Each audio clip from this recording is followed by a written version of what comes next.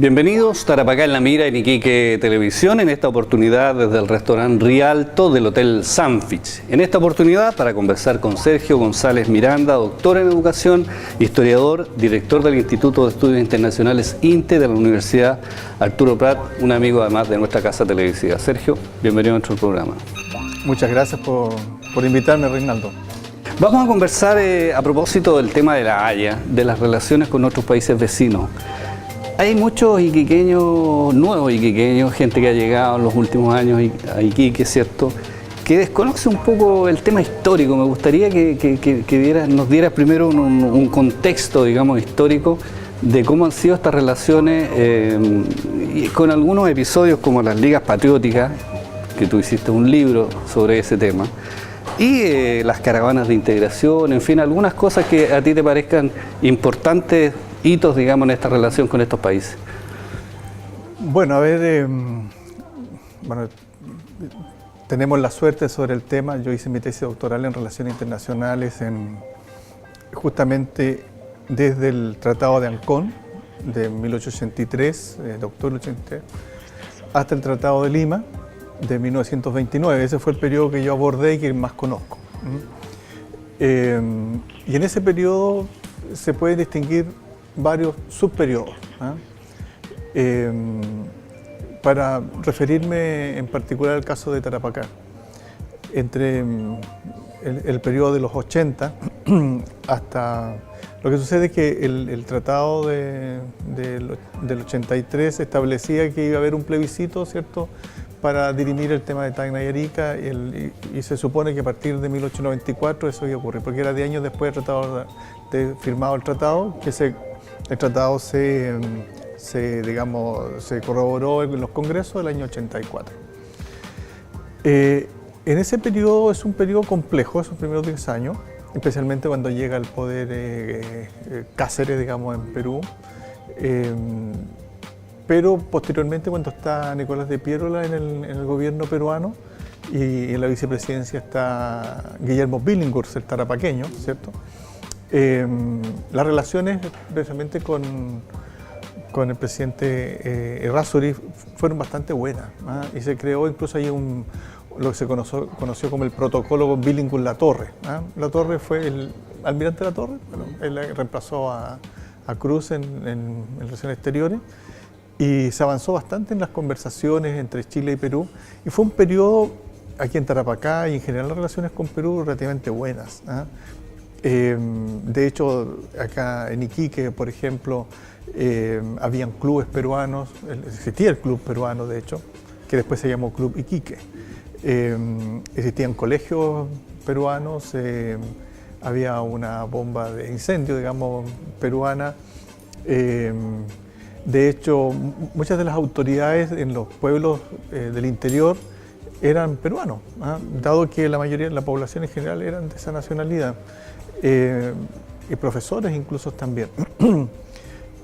Podemos decir que eso fue un proceso evidentemente de chilenización, porque el Estado-Nación necesitaba reproducir, digamos, sus instituciones aquí en esta región.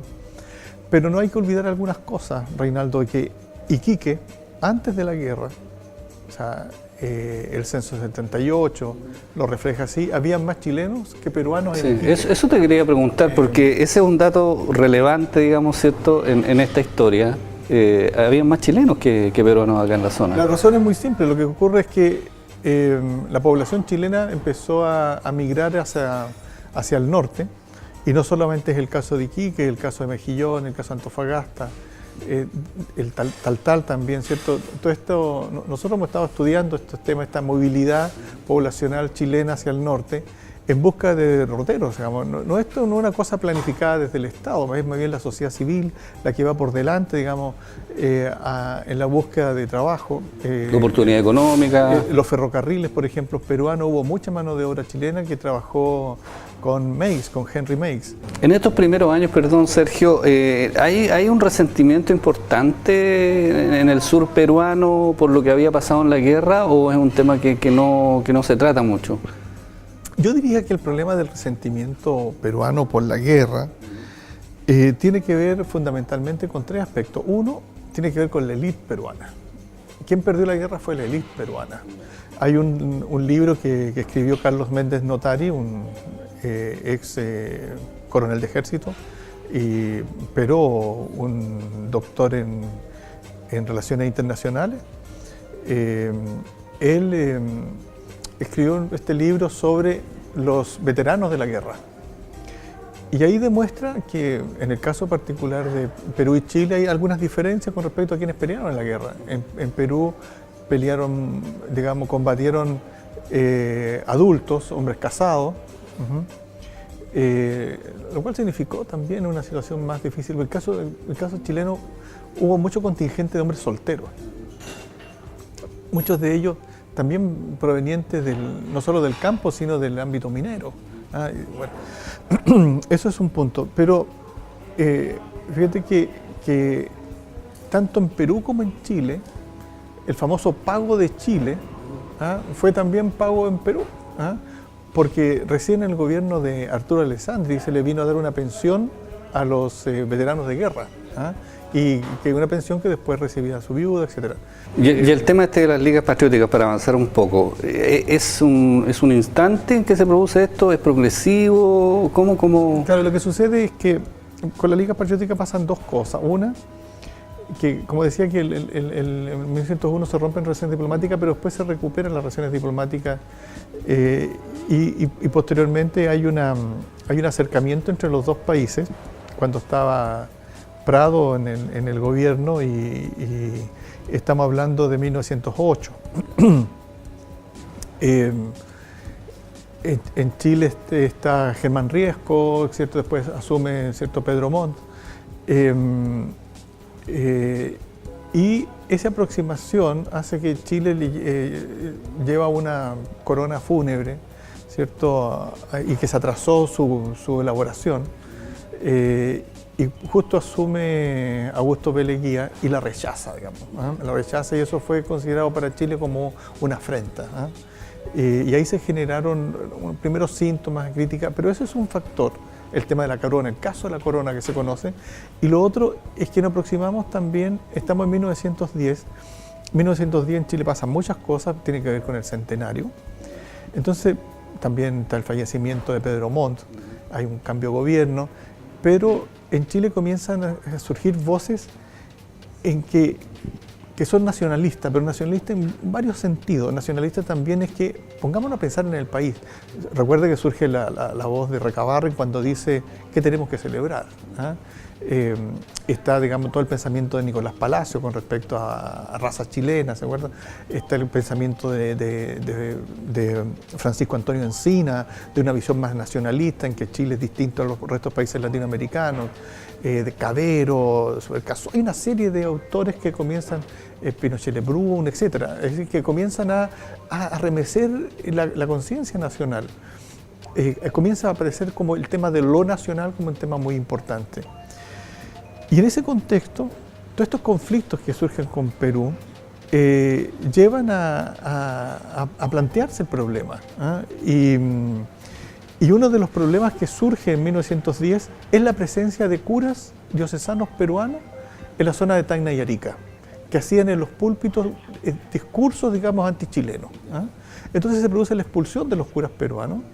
¿Por qué? Porque el Vaticano todavía consideraba de que la arquidiócesis de Arequipa tenía jurisdicción por esa zona. En cambio, Chile consideraba que no es así, que el arzobispado de Santiago le correspondía porque Chile estaba administrando esas regiones. Entonces Chile inaugura en Tacna lo que se conoció como el vicariato castrense, ¿cierto?, a cargo de Monseñor Eduardo Vives, Rafael Eduardo Vives. Entonces se produce un conflicto que parte con un problema eclesiástico. Y la expulsión de los curas peruanos significó también ruptura de relaciones diplomáticas, en fin, conflicto.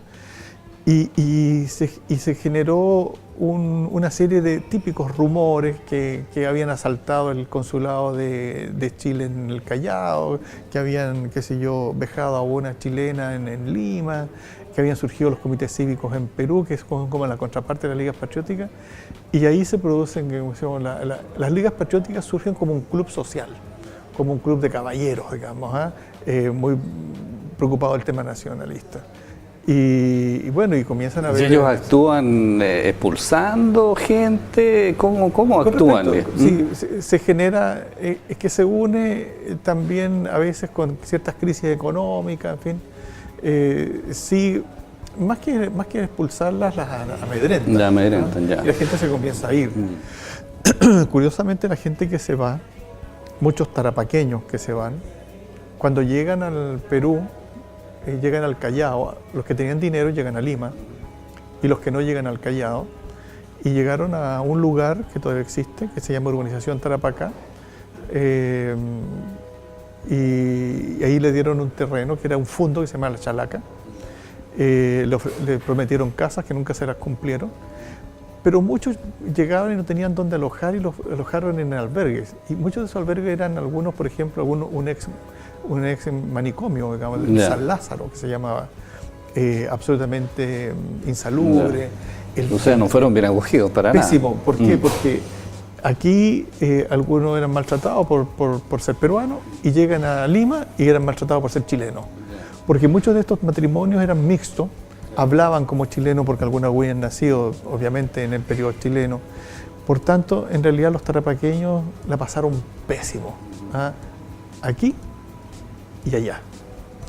Ese fue uno de los temas de mi libro. No traté yo mucho más la presencia de los tarapaqueños en Lima, porque eso lo ha trabajado una historiadora peruana que se llama Rosa Troncoso. Y después, continuando el siglo XX, ¿la situación, digamos, se mejora después de estos episodios o se mantienen algunos enconos, se mantienen estas...? Hay un periodo muy breve, que fue cuando asume la presidencia Guillermo Billinghurst, que era una persona muy cercana a Chile.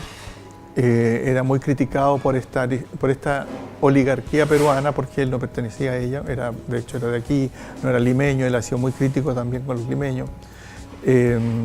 Su familia, por el lado paterno, proviene de Argentina y de Inglaterra, digamos, y por el lado materno son ariqueños. Él nació en Arica, de hecho, pero llegó a los 10 años aproximadamente a Iquique, en la biografía que yo le escribí. Y él era muy próximo a redes chilenas, y inmediatamente restableció las relaciones con Chile. Billinghurst, incluso a él lo llevaron al poder grupos obreros, como mancomunales, mutuales, etc. Entonces hizo una gran convención obrera. Era un hombre muy popular, digamos. De hecho, algunos dicen que era populista. Bueno, y él, de hecho, llegó al poder con un lema que se llamaba Pan Grande. Él fue vicepresidente de la República con Piérola y fue alcalde de Lima. Entonces, eso era muy popular. Y durante ese periodo en que él estuvo en el poder, de 1912 a 1914, las relaciones con Chile fueron estupendas, pero fue derrocado por un golpe de Estado, dirigido por Óscar Benavides, un militar. Y a Billinghurst lo guardan en una gaveta en la historia peruana y ha sido recientemente recuperado en parte por mí también, desde aquí, y por un colega peruano, Osmar González, con el cual en este libro sobre la historia que nos une escribimos un capítulo juntos sobre Billinghurst.